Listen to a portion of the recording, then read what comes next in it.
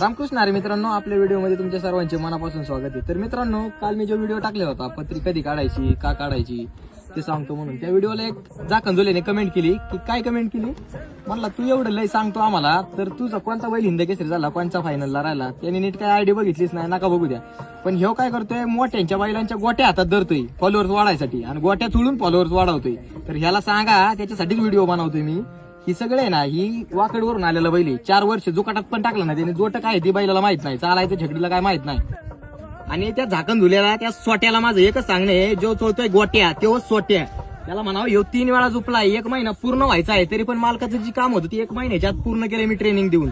हे आहे माझं काम, तू आणि गोट्या चोळायचं नाही माझं काम, सोट्या। आधी एक शापूट पाळ, त्याला काय काय लागतं, त्याला गुलाल व्हायसाठी काय काय लागतं, नुसता एक बैल पळून चालत नाही। आता लाख रुपये द्यायला तयार आहे मी 5 तारखेच्या मैदानाला, 1 लाख रुपये। त्या बैलाचं नाव नाही घेऊ शकत तरी सुद्धा बैल देत नाही। आणि तू म्हणतो ना कोणच्या मैदानात राहिला हिंद केसरी झाला, तर झाटे आता संग्राम उदयसिंह पाटील ओगलेवाडी आहे का, त्यांनी जो 7 नावाचा वासरू घेतले, त्या गरीबाचं वासरू होतं परभणीच्या, माझ्या गोट्या उतरवलं मी, आणि गोट्या ते ना फकडे 11 लाखाचा, त्यांनी गाडी बांधून त्या वासराला फायनलला ठेवला, तेव्हा त्या गरीबाला किंमत भेटली। हे काम आहे माझं, स्वार्थासाठी नाही करत आपण, लोकांना मदत होईल तेवढी करतो आपण।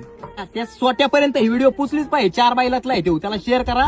जय श्रीराम, भेटू पुढच्या व्हिडिओ मध्ये।